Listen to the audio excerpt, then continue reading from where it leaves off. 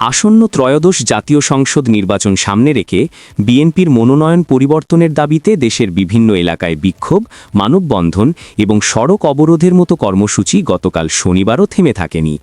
দলের ঘোষিত প্রার্থী তালিকা থেকে বাদ পড়া নেতাদের অনুসারীরা 5টি আসনে রাস্তায় নেমে বিক্ষোভ করলে কয়েকটি গুরুত্বপূর্ণ সড়কে দীর্ঘ যানজটের সৃষ্টি হয়, ভোগান্তিতে পড়েন অসংখ্য মানুষ।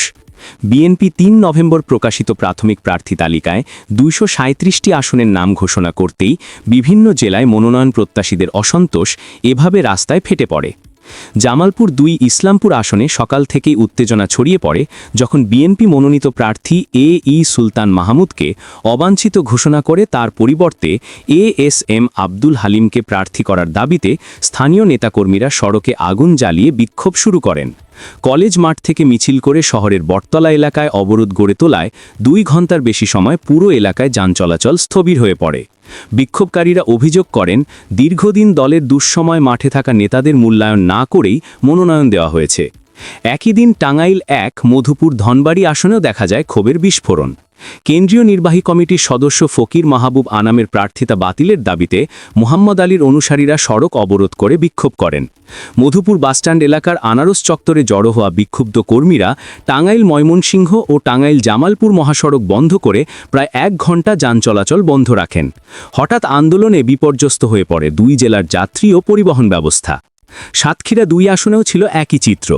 মনোনয়ন প্রক্রিয়ায় বঞ্চনার অভিযোগ তুলে পৌর মেয়র তাজকিন আহমেদ চিস্তি সমর্থকেরা নিউ মার্কেট মোড়ে মহাসড়ক অবরোধ করে ঘণ্টাব্যাপী বিক্ষোভ করেন। তাদের দাবি, মনোনীত প্রার্থী আব্দুর রউফ স্থানীয় রাজনীতিতে গ্রহণযোগ্য নন। অবরোধের ফলে খুলনা, যশোর ও আশাশুনি সড়কে তীব্র যানজটের সৃষ্টি হয়, ক্ষতিগ্রস্ত হয় সাধারণ যাত্রীরা। কুড়িগ্রাম 1 ভুরুঙ্গমারী নাগেশ্বরী আসনে মনোনয়ন পাওয়া সাইফুর রহমানের বিরুদ্ধে ওঠে অযোগ্যতার অভিযোগ।